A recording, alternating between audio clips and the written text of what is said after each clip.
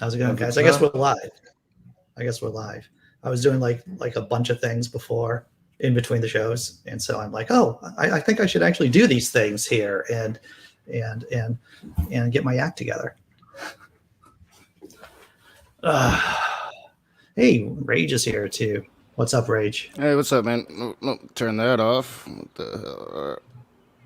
Things are good. Things are good. That's good. All right, yeah, I think I got it off. What's up, guys? Hey, just living my best life, as sad as that is. That's what I think I'm doing. Me too. Me too.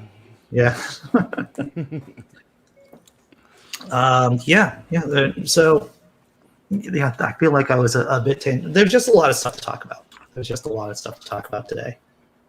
So, Knock, I don't want to ask you about what your video is going to reveal about this entire Justin converting to Islam, but can you give me a taste? Can you give us a taste?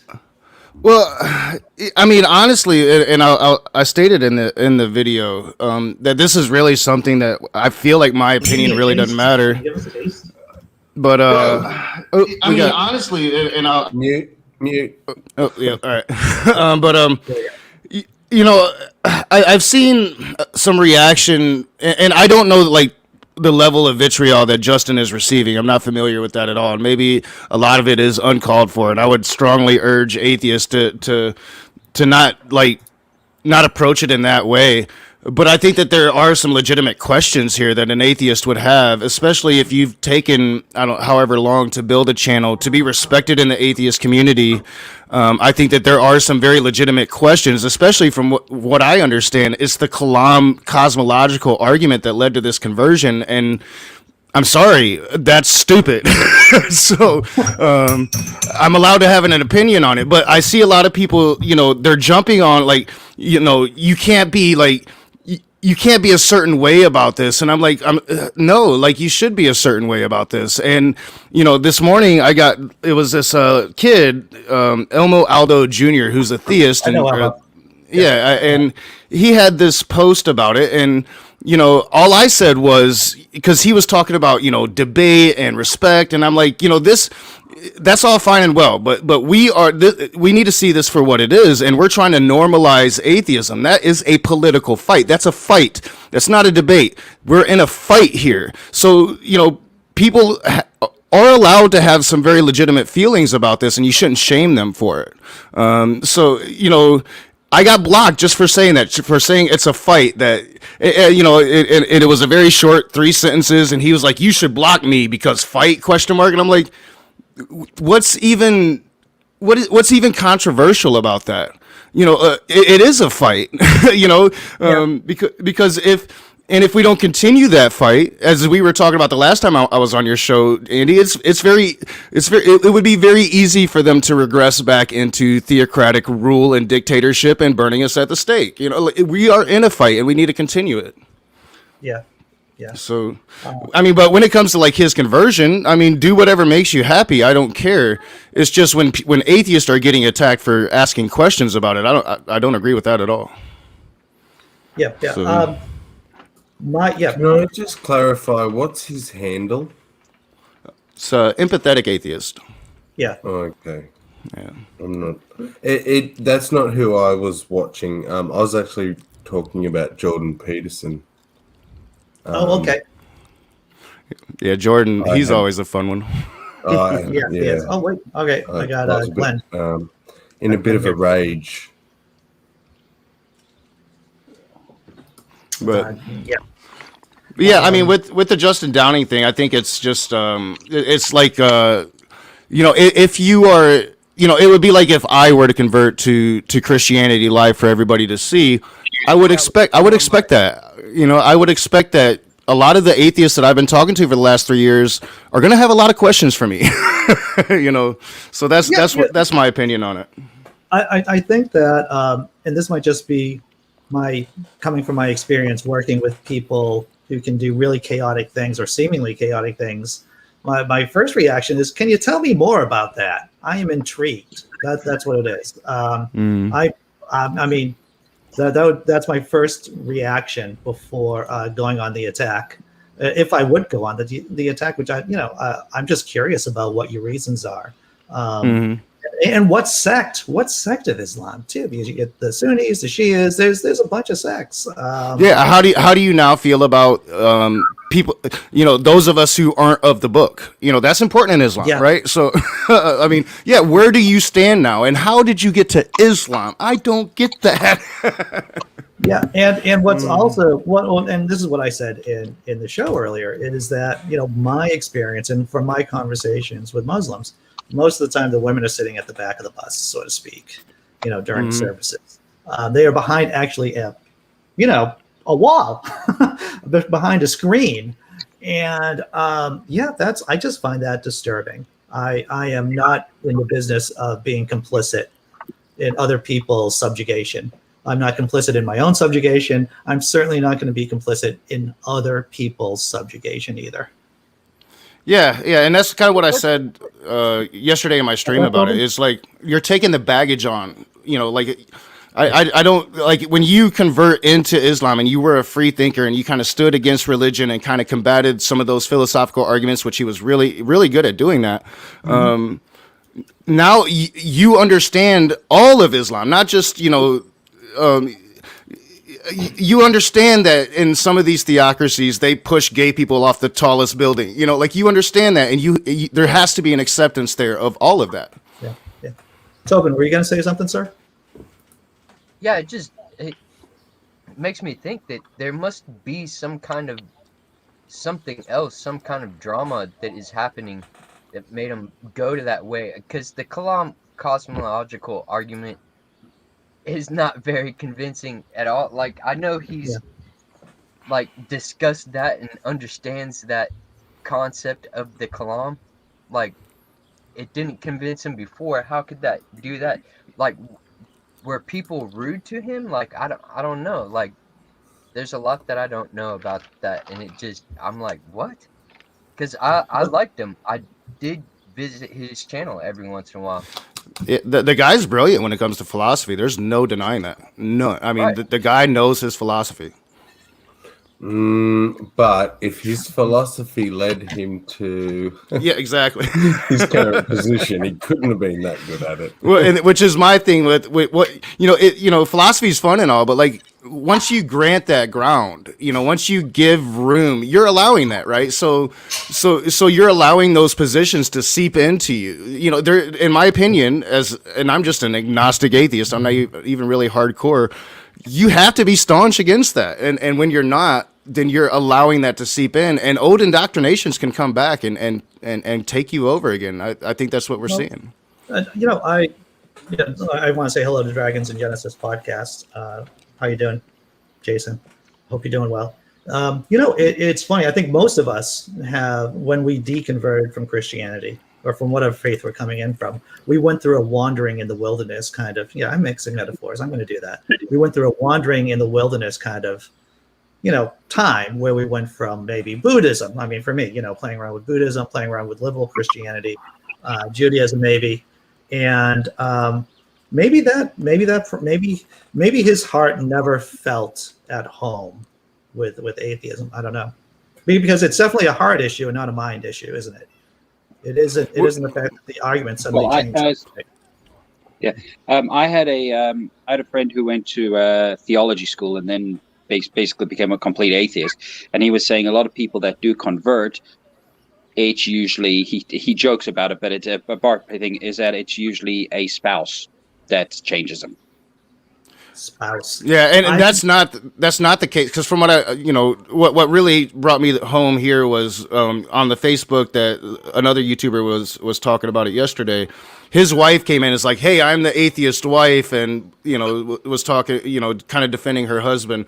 So I from what I understand, it was actual Muslim friends of his that he's been in debates with for a while coming on his channel, and it kind of happened live. This cosmological argument kind of converted him, and now like he's actually going by his name now is like Khalil Allah. It's really really weird. So yeah. Yeah, it's fascinating. I'm always, because I was a psych undergraduate, did some graduate work in psychology. I'm always thinking about why people do the things they do, especially this kind of sudden change. It's fascinating. Well, yeah, and I don't think atheists have to be accepting of that. I'm not saying be hateful. Like, I think he's a cool dude, but we don't have to accept that. Like, I had a young woman in my community who was an atheist, sassy heathen, and she converted first back into paganism and back into Christianity. And, a lot of my friends at the time were like, you should be nice to her. And I just couldn't bring myself to do it. Like, go do you, have fun with your new life. But I can't sit here and be like cool with you going back into a religion that I fight against every day. I'm just not. What I would have difficulty with, because I try to, and when I'm on on my own channel or when I'm on other people's channel, I do my best to treat people with respect. However, talking with evangelicals in real life, or people who are diehard Trump fans, it typically becomes a matter of time before the other person says something I really disagree with. And if you throw that stuff down, I'm going to pick it up and I'm going to say something about it. Now, I can do that respectfully, but the idea that I'm going to avoid conflict or avoid having a real discussion, that's not going to happen. Yeah, and I don't know, but I wish him well, and hopefully, he'll keep an open mind. I think I put that in my video as well. Like, keep an open mind and don't, be a moderate voice of reason for Islam if that's where you're gonna go, but don't expect a lot of us to probably treat you the same as we did before. It's just, I think that's natural. We're gonna treat you like a theist now. I'd be interested to know what the argument was that convinced him. Me too. Especially live on air. Especially like as Tobin was saying, in that cosmological argument, this isn't something new. Like if you've been talking atheism on YouTube, you've dealt with that argument. Even if you haven't dealt with it directly head on, I haven't, but I understand that argument, and there's nothing in there that would lead me to theism. Nothing. Yeah. I think I've been following Justin since the beginning, and I think I was his 12th subscriber on YouTube. I was his first patron. That's for sure. Oh, nice. Nice. He had one patron, but it turned out it was himself patronizing himself to test the system. And apparently, a lot of people do that. So, but I did. I was his first real patron, and he has been skeptic, but he's also been gullible to an extent. I don't think he has very much experience in philosophy prior to becoming a YouTuber, or to debates or logic or reasoning in general. I primarily think that he's been convinced by bad reasoning, and at some point soon he's gonna deconvert again, and it's gonna lead to a whole mess of people speculating on whether or not it was true at all in the first place and what's been going on. Because I have a hard time taking this serious, mostly because when I was there yesterday in his live stream asking him about this, he just brushed me off completely, since despite me being one of the ones from the beginning, I've been here from the start, and he didn't even want to give me a simple answer. He just brushed me off directly. So I had to walk away yesterday. Yeah, and that's something like he should expect in this situation. I'm not promoting anybody to go and be like absolutely terrible to the man, but we're gonna have questions, and you should explain, especially if you're gonna continue. If you're gonna continue the public thing online, then you should explain yourself. I think, especially to the people that's been supporting you. I think you're right. And what I found disturbing, and I'm going to do some follow up on this later with Brainbug, was that Brainbug was saying he got some disrespect and some hate from some of Justin's Islamic friends, and that's something that's a line for me, right? Yeah. One thing, I'm a mod on many channels, and I'm a mod on Justin's YouTube channel. And I had to say that I can no longer mod his channel because there are people writing in Arabic, and I can't read Arabic well enough to moderate on it. Yeah. And that I think that's really everybody. If you're going to have a debate community, everybody should be able to understand everybody, and there shouldn't be people able to. I mean, they could say anything about you, and you have no idea what they're saying, and you can't combat against that. So, yeah, I mean, I don't know. I take issue with it all. Again, like, I don't really care what sect of Islam you're in now. I know Islam, and I'm not a big fan of it, and I'm going to judge you according to that now. I can't help myself. Yeah. Well, Dragon's Genesis point, states, hopefully his analytical mind will help him find a way out. Hopefully it will. Yeah. I Yeah. agree. I hope he does come back. I put it in. I think I talked about it in my stream yesterday. Like, come back to the light. Like, what is wrong here? It isn't just his analytical mind. It's his ability to feel compassion for other people. Because a lot of the times this God belief gets in the way of us feeling compassion for other human beings. And if it is in his head, maybe it's his heart that will help him change his mind. And even if it does allow us to feel compassion, it rarely just makes us feel it and then go about our business, not acting upon that compassion. Right. We just say, God bless them, and then feel like we've done something to make God help this person instead of ourselves. It's the thoughts and prayers mentality. Yeah. I mean, I talk about it. Well, mainly it was John Peterson, but we had the Apostate Alliance for the longest time, and we actually bring ex-Muslims on, and they talk about the atrocities that they experienced personally, and I can't just push that aside and be happy that you found Allah, Yahweh, whoever, Jehovah, whatever you want to call him. A belief in something without a basis for that belief should be called out. I think. I mean, we do it. We've done it for our whole lives. That's something that our grandmothers taught us was something respectable. You be honest and call out liars, and that's what it is. We're calling out a big lie. Well, it's intellectual honesty, right? It's being intellectually honest, and you should, I mean, is it radical to say that we should try to be intellectually honest? I don't think so. I think they think it is. Right. Intellectual honesty. What's that? Well, theology is different from philosophy. Theology is like reverse engineering, right? You already have the conclusion, and now you're just reverse engineering why it's true, and that's not intellectual honesty. Well, and like the thing that baffles me, so like to be a Muslim, you have to take the supernatural bullshit that comes along with that, right? So like you now believe that Muhammad rode on that horse and flew through, explain to me how you get there, because just yesterday you didn't believe in that supernatural crap. Like, how do you get there? And I don't understand it. Well, I think that's the way you have. If you believe in religion, you have to. It's suspending belief and reason in any sort of religion, because you're believing in a higher power that hasn't been proven, whereas evolution, everything has been proven. You have to. You can't. What you were saying about intellectual honesty, you can't be intellectually honest and believe in religion at the same time. At least that's the way I think of it. Yeah, and as they demonize us, and sorry to cut you off, Andy, I'll let you go, but they demonize us for being intellectually honest and saying, hey, we can't prove there's no existence to God, and they demonize us for that, but that's just us being intellectually honest, and they, you're in an agnostic position. No, I'm just being honest to you. I'm not going to sit here. I shouldn't have to prove the existence of God. You're making that claim. I don't have to prove it because there is no evidence for it. You have to prove it, and they fail to do so every time.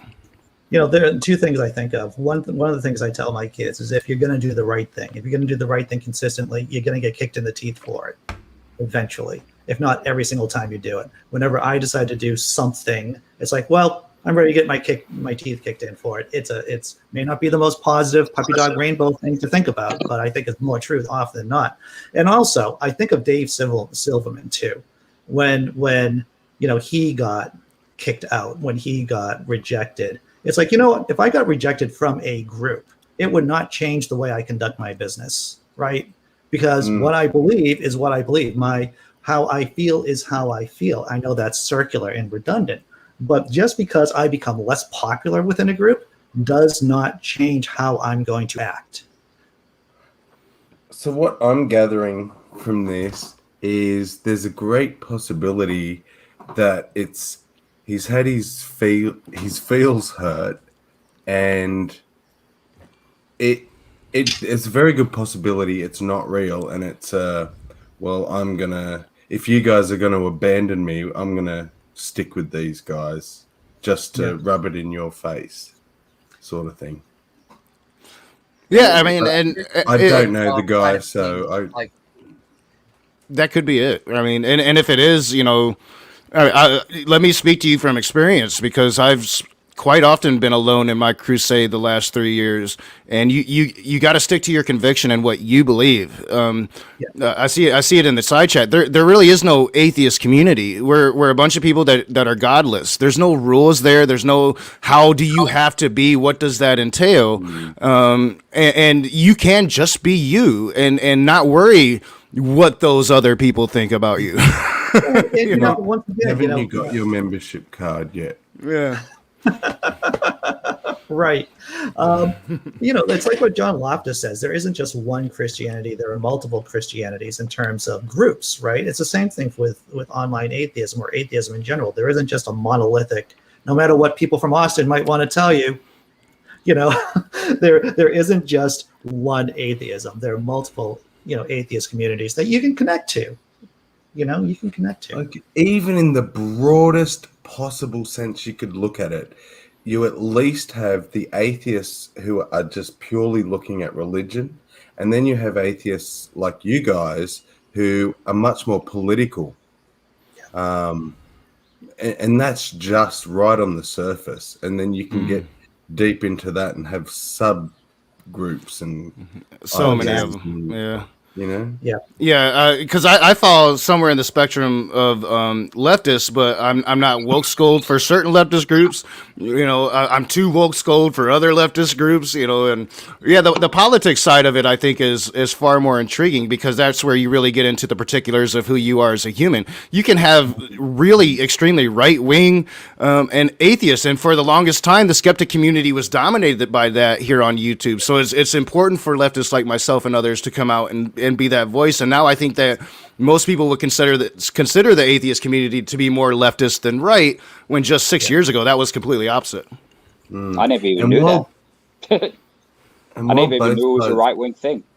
Oh yeah, like go back in the far back days, and you'll see like they took on this anti-feminist, T.J. Kirk, the amazing atheist, that whole anti-SJW thing that became the skeptic community. It drove me away. Like, I wanted nothing to do with the atheist community on YouTube when I first found it, because fuck those righties. What it made me want to do is fight more. That's what it did. Even though I wasn't heavily on YouTube, I was blogging a lot about it, all this Gamergate craziness, and there was Gamergate. Yep. There was a heavy element of misogynist, conservative, under the guise of libertarianism vibe here on YouTube. Yeah. Anna Kasparian was the kicking punching bag for all the skeptics back in the day. I wonder how many of those right-wing atheists now suddenly are God-fearing because it's an easier grift. We could just say Andy gets angry. This is Andy gets angry episode. So yes, whenever I see T.J. Kirk, right, that pile of shit, I cannot talk more about that grifter. And very few people actually get me cranking as T.J. Kirk. Is that Charlie the same guy, or what's that? T.J. Kirk is the amazing atheist. He is a con man and a grifter, just like his dad. Yeah, I looked up to the dude. Like, I thought he was great. Like, I bought a copy of the douchebag Bible, right? And then he did that grift thing and went, and I'm like, I get worked up a bit too. So there are definitely grifters within the atheist community, and that guy is just one of them. Sorry, is he at all related to Charlie Kirk, or are they just two completely separate? Like, because Charlie Kirk's he's a Turning Point US guy, right? Oh, I don't think they're related. Oh, okay. Not related, no. Yeah. But yeah. Both douchebags, though. Yeah, kind of the same grift, maybe. Yeah. Dragons and Genesis points out that, community is very important to people. We're herd animals. And, if you don't feel like you're in, then you're going to look for another group. That can happen. And that can happen. 100% he's sitting in that group alone, complaining, and they're all putting their arms around him and love bombing him, and bringing him into the fold. Yeah, and I'm sorry, So long. people are gonna think that. I mean, I was trying to get into it, watch a little bit. I watched one of his more current streams, and that's what it was. It was a bunch of Muslims and theists, and with maybe one atheist. Justin was being very quiet. He was allowing the Muslims to dominate the room, and you're still calling yourself the empathetic atheist, my dude. Maybe change the name. That would be my advice. Tobin, what were you saying, sir? I think I was saying something, adding on to what Sammy was saying about the love bombing. It's only going to last for so long, that the community will be all, that we love the shit out of you, and then after all of a sudden he's for a good while, and they know they've got their hooks in you, then that's whenever you can become abandoned again. Yeah, so because all of a sudden they want to hold you accountable to their rules. Yeah. Then it's not just love bombing. Then it's also pointing out all the flaws he's doing. Yep. Yeah, and that's when the dogmatic indoctrination is going to begin. All right, so we brought you into the fold. Now we've given you your little pity party. Now it's time for you to determine what kind of Muslim are you, and are you going to follow Allah in the correct way? That's going to come next, and that'll be interesting to observe. But again, you're going to face a lot of questions, my dude. Maybe do it privately. That would be my my thing. Yeah. My daughter's awake now, so I'm gonna turn my camera off so she can come out here. All right, dude. No worries. Yeah, Go ahead. Yeah, I just look at, like, I was really lucky as a kid because I come from a mixed religion family in terms of my mom's Jewish and my dad was Anglican Church of England. So they never took me to church, but they said, if you want to go, you can go. You go with, I went with my next door neighbor. I went with someone from school, and they gave me the opportunity to decide where I wanted to go in life, whether it be religion or non-religion. And I'm happy because I wasn't forced into anything. And I went to church a little bit when I was a kid. I think the last time I stepped foot in a church was a funeral. The last time I stepped in a synagogue was either a wedding or a funeral. So, I'm appreciative of the fact that I was never told what I was going to be in terms of the way my belief system, which I think is, I don't know if it's as rare as I think it is, but I think it is quite,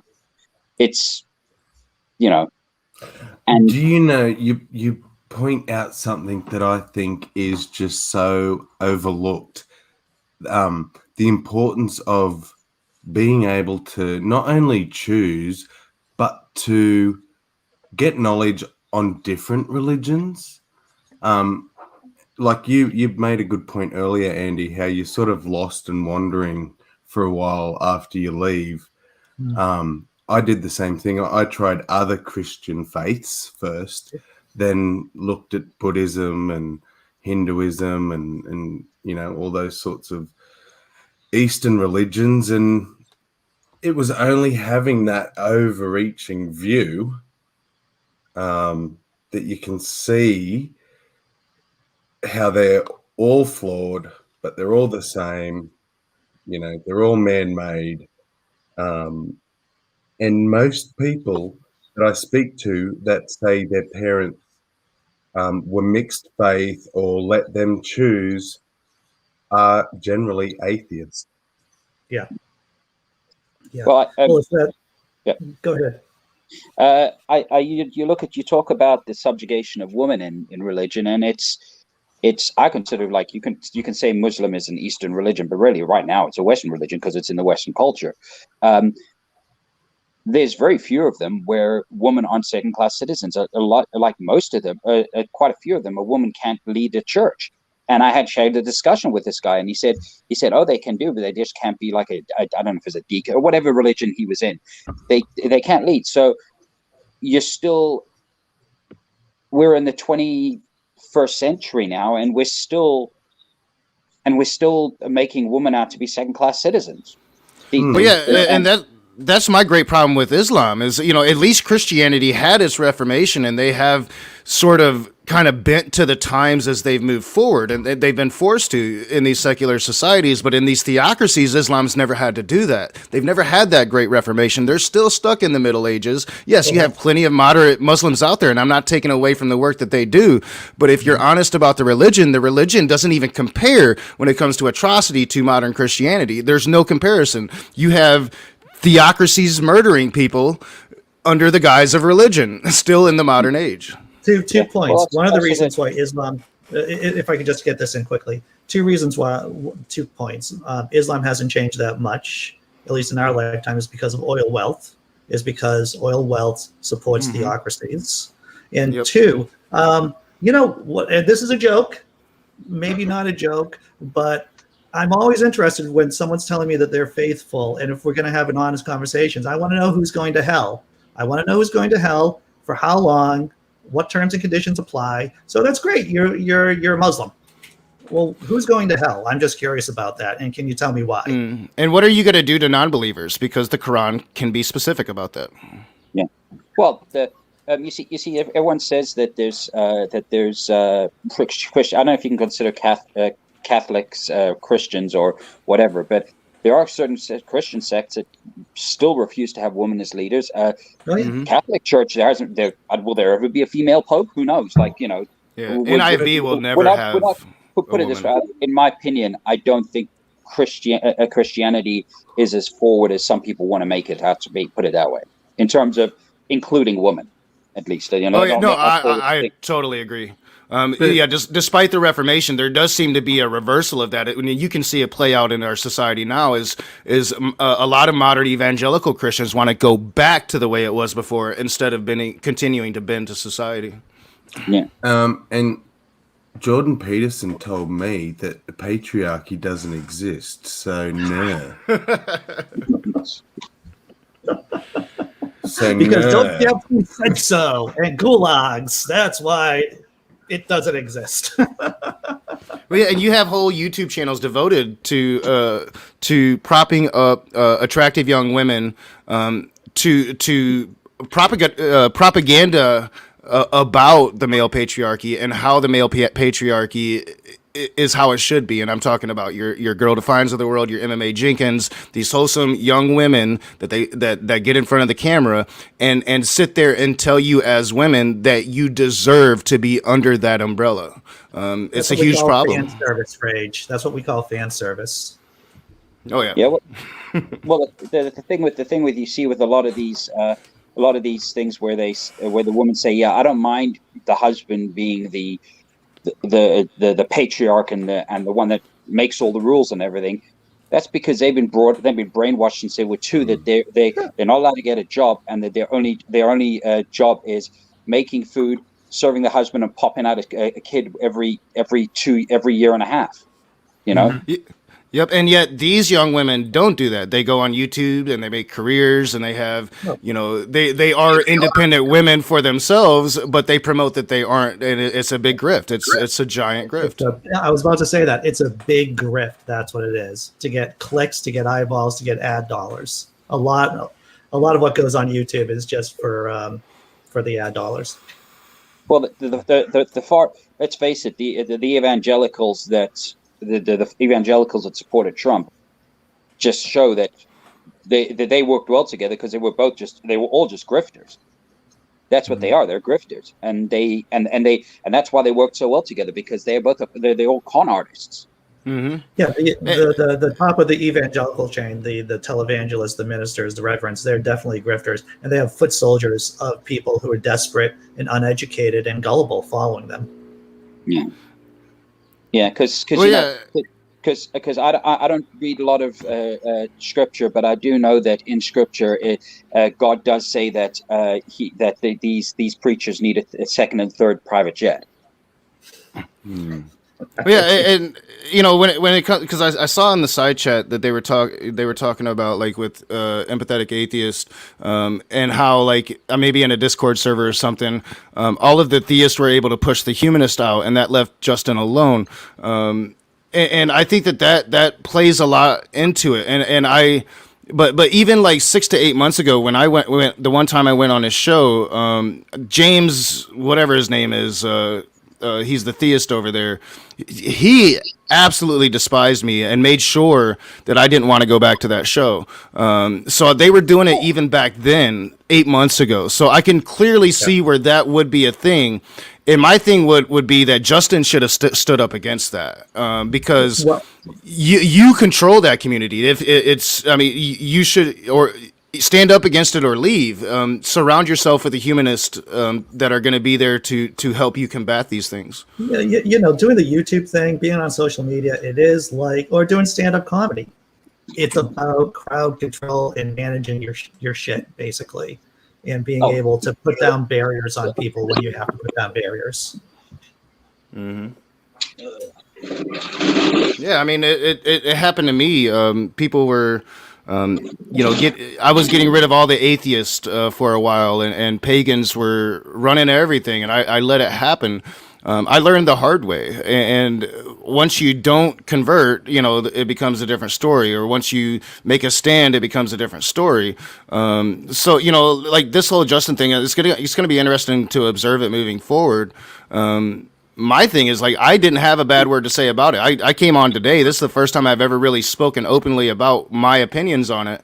And they were still treating me like shit just because I was saying, hey, atheists are going to have questions, and this is a fight. This is not some friendly community where we need to be, best buddies with our enemies. That's just not the reality of the situation. Well, there's one thing to be best buddies, or at least to be allies of, like, I don't have a problem with being an ally of a progressive Christian if we have the same goals, political goals. That's fine, right? That's fine. But if our interests diverge dramatically, then I don't have a problem bringing up the issues that need to be brought up. That's the thing about the atheist community. There are Christians in the community. There are pagans in the community. We'll embrace anyone who will at least be decent. Yeah. Yeah. And I've tried to be more open to even atheists that disagree with me on politics than I was before, just because this is a fight about normalizing atheism. And unless you're just absolutely atrocious, I need to be accepting you. I need to bite my tongue sometimes and let you say your piece, because, atheists, we don't have a representation. We are fighting that same fight every group has fought for when it comes to equality. We're still fighting along with some other people.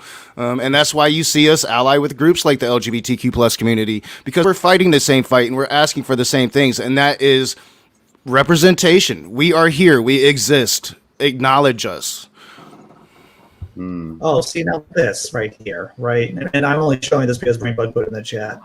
But that's disgusting. That is, Brainbug. I'm sorry to hear that. And Brainbug, I mean, one of the nicest people, intelligent people in the world, and that happening to absolutely. That is, But I'm not the only one, Brainbug. Theist did the same thing to me, and I pointed that out when Elmo jumped me for using the word fight this morning. I'm like, go, this is a fight. Just go ask the theists that have been doxing my family and my daughter. He didn't like that. That's when he blocked me. Yeah.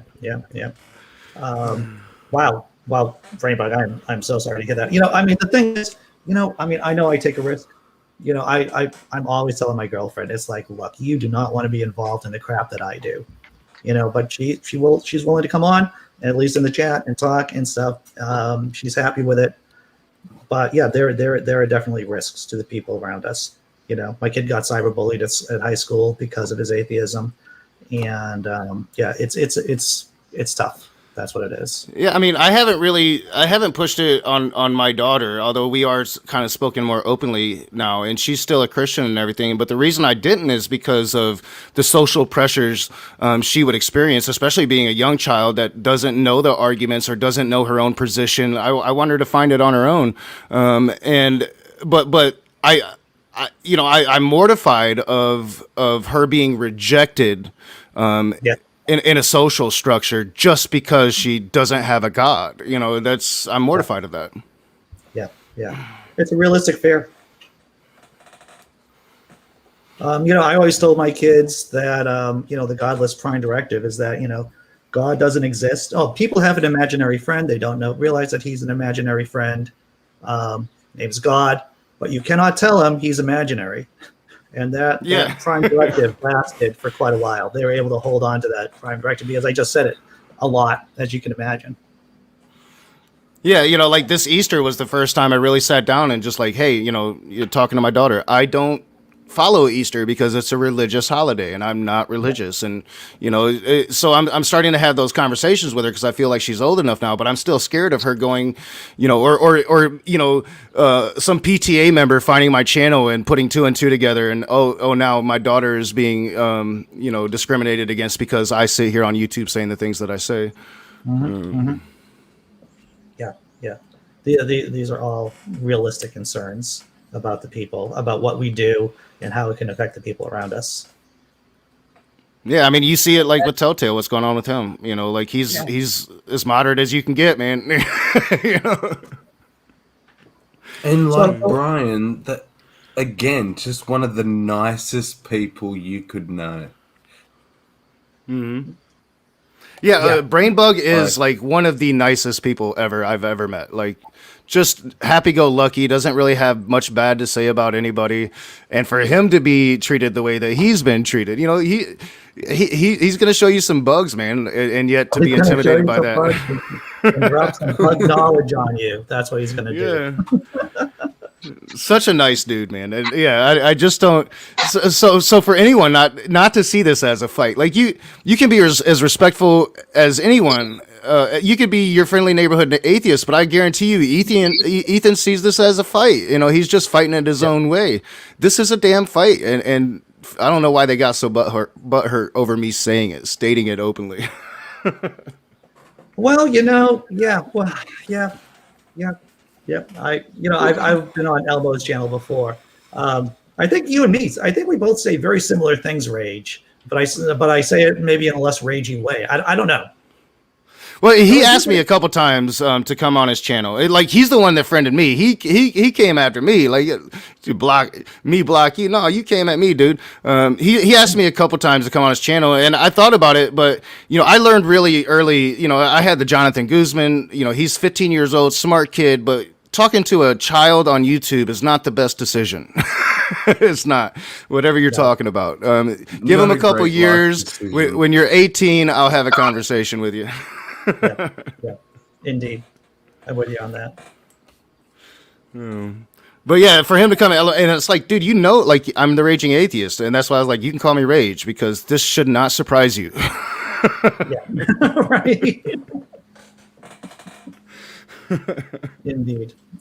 Wow, I get tired from being angry. I don't know if anyone else gets tired from being angry. I feel like I've been angry for at least an hour and 43 minutes at this point. I've been angry. I've been angry since last, like on and off since last March, just because if you think the U.S. has the market cornered on anti-vax, like people that don't think coronavirus is real or that the vaccines are a tracking device, Canada is not far behind. Oh my God, it's just you sometimes wonder, and there's times, I think you covered it on one of your laughing disbelief thing, was picking your battles, because you just can't fight the good fight all the time because you won't have any brain matter left. Yeah. I came across an anti-vaxxer just the other day, and I just laughed. I'm like, oh, that's just funny. I'm not even going to try to convince them otherwise because it's almost futile at this point. Besides calling them killers, which they are, just. Yeah, I totally agree. Have you had a personal run-in with anyone? I'm getting my vaccine tomorrow. My first shot, or on Friday. My first shot on Friday. Yeah, we're down here, up here in Canada. It depends on age. They're doing it by age and stuff. And unfortunately, when they go into the second phase, because I work in the restaurant industry, I'm considered, I think, one of what they consider a frontline worker. Mm-hmm. So I can, because I deal with the public, I can actually, I think my mom came across it, and I think the province said that I can actually get vaccinated, even though I'm of a younger age than the people that are usually like usually because right now they're doing the people. I think it's 75 and over right now in Ontario. So. Yeah, they're pushing. We're pushing millions of shots a day here, to the point like I went to my doctor and they wanted to give me a vaccine, and they had ran out. The whole city had run out. So yeah, I work in the restaurant business as well, so that's how I'm getting my shot on Friday. Because while the rest of the cities run out, because I'm front line, I'm considered front line, I'm still able to get it. Yeah. Well, we unfortunately have loads of. So we unfortunately have loads of vaccines that are just sitting there not getting used right now, which is ridiculous if you think about it. When, like I'm not saying the people in the old age homes need to be vaccinated, but if they're not going anywhere and they're not leaving, why should if people in long-term care? Why shouldn't the people that are dealing with the public every day be front of the line? Like, yeah, okay, not just doctors or nurses, but apparently a lot of hospital workers that aren't doctors or nurses are getting passed over, and they are just as much chance of getting the virus as anybody because they're in hospitals. I'm seeing public every single day I go to work. People that work at Costco, Walmart, any of those other places, they're seeing public every single day. They should be one of the first people vaccinated. Yeah. Yeah, I agree. Yeah. I hear you. I agree. And unfortunately, the way we're rolling out the vaccine, now. I'll give I don't know if it's down to Biden or whoever's doing it, but the way you guys are actually getting it done, you're actually vaccinating. You're getting a lot of people vaccinated, and I'll give you the country you do when you do things right, you probably do it as good as anyone. It's funny how when you have a person in the head chair, in the big chair as president of the United States, if you have the right person, you can actually get shit done in this country. Stuff. Yeah. Yeah, they are doing. They're doing it right now, but I do think it will slow down in this country. I think that we are politically divided on it. So right now, you see the swarms of your more lefty, science-based people here in America rushing to get it, and then I think it's going to slow down as the anti-vaxxers won't. Yeah. And I think there's more anti-vaxxers because of Trump. You're going to have to create some kind of incentives for people. We talked about it a bunch of times about that place in Michigan, giving out free marijuana, right, to people who've been vaccinated. Krispy. I know. I should have went to that one. I mean, damn. You went to that one. You maybe get some edibles or something, right? But you don't get free marijuana in Canada, but it's legal all over. So it's legal here too. I love it. It's great, man. And those are those are what they consider one of the essential services that is still staying open. Mm-hmm. Pot shops and the beer stores and the liquor stores, I guess for addiction reasons, are all staying open. Yeah, our weed stores stayed open through the entire thing. Like you get curbside, like at the heart of the pandemic, you was getting curbside service at the weed shops. Priorities, yeah. Like I said, it's with someone was saying that I saw this ridiculous meme where they compared forcing people to get a vaccination, which no one is getting forced, to comparing it to a woman getting assaulted and raped. And I'm thinking, and it's ridiculous on its face for many reasons, but what they don't realize is that they say that I shouldn't be forced to do it if I want to travel. Well, travel is not a right, it's a luxury. So if a country decides they don't want to let you in if you're not vaccinated, you either get the vaccination or you don't go to the damn country. Pretty simple. Well, our country's turning people away. We haven't even managed to get our nurses done yet. Wow. Yeah, we did think we had it bad here in the U.S. for so long. Well, we really did.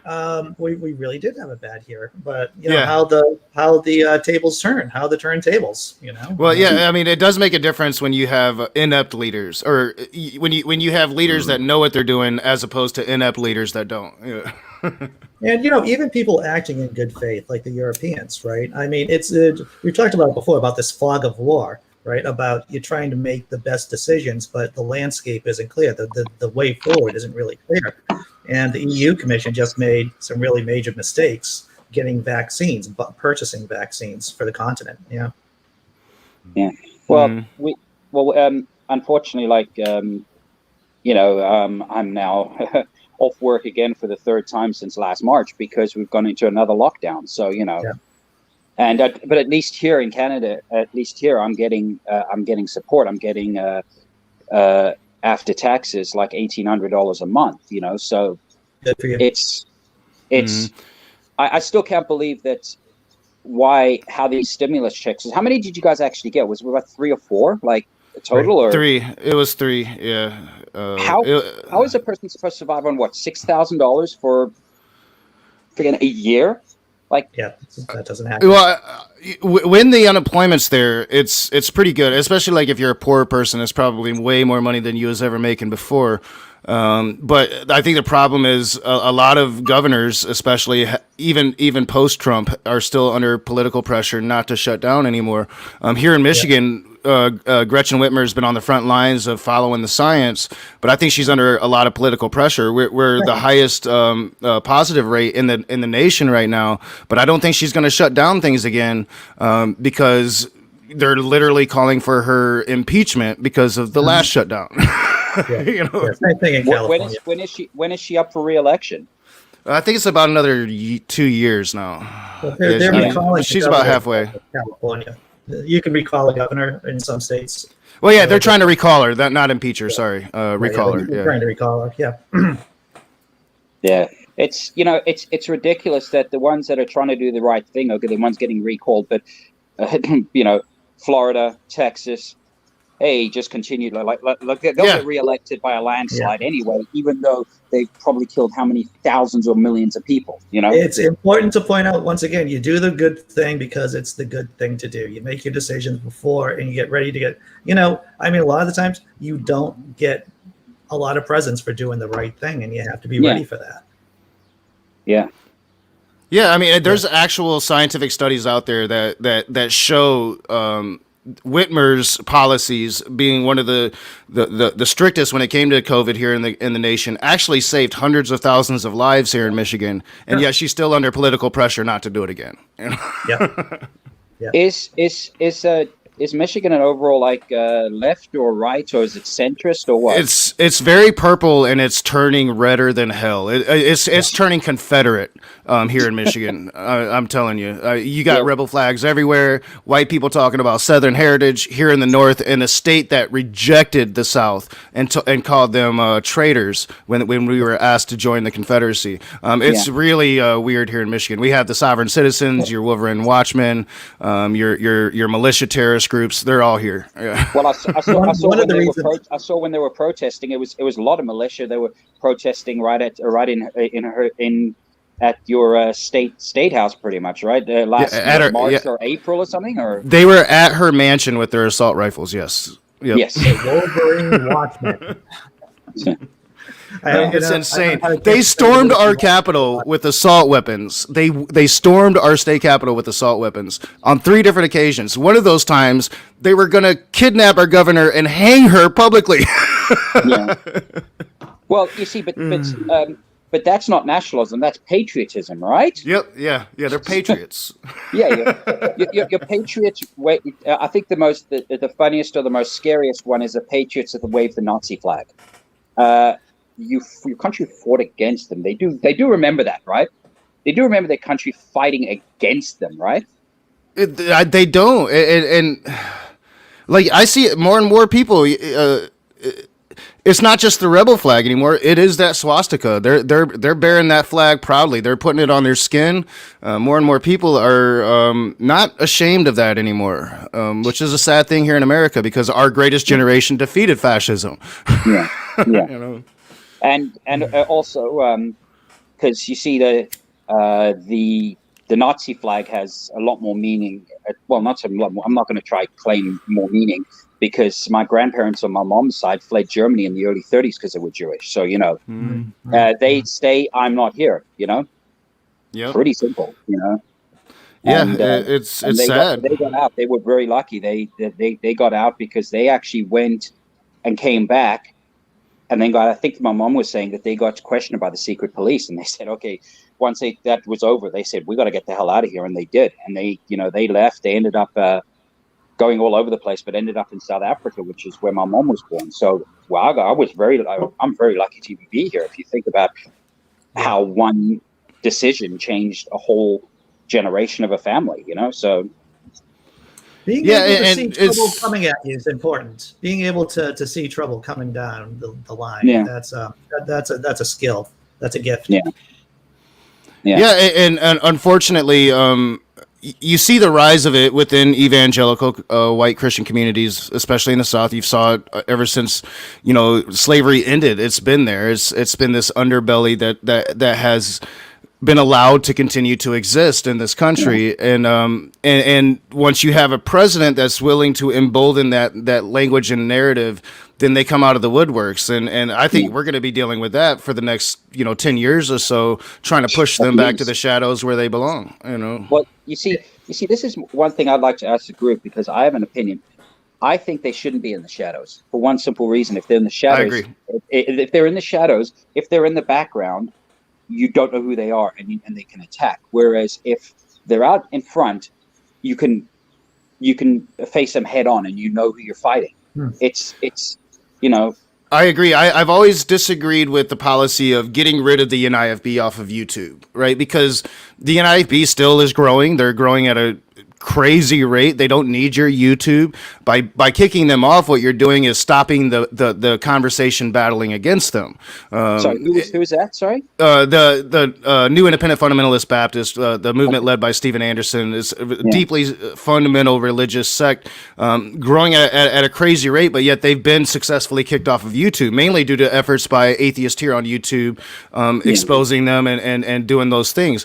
But like when you get rid of the Nick Fuenteses of the world, he's still out there spitting his propaganda, and his community's still growing. It's a lot harder for you to find it to actually combat against it, and maybe reach some of those fence sitters that are going in his direction that you can reach, but you can't reach them anymore because you can't find them. Banning some people makes sense. There was an article, I think, over in The Guardian, or maybe it was BBC, saying that a majority of these conspiracies during the election and after the election on Twitter was basically just by a few Twitter handles, one of them being Donald J. Trump. And so banning the most egregious people, probably not a bad idea, because that means that they can't spew out their conspiracy theories, which just spreads like a virus. Yeah. Now, it's such a balance that has to happen. You can't totally. So let me ask you a question. Whatever your regulatory for TV and stuff, was it FCC or is it? Yeah, I think it's the FCC. How have they not been able to ban InfoWars? Because it goes over the airwaves, doesn't it? Or is it? Well, the thing is about the United States of America, we literally, just as we have the Second Amendment, we also have the First Amendment. So there's a lot of speech is protected here, which is the big difference between us in Europe, for example, or us in Canada. Yeah.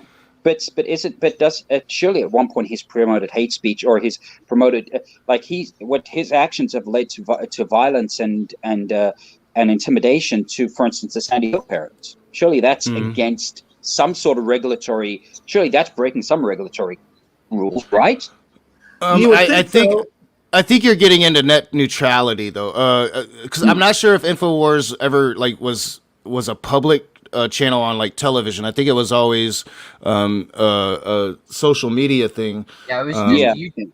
So and that's the big debate here. We've been kind of having it for 6 to 8 years.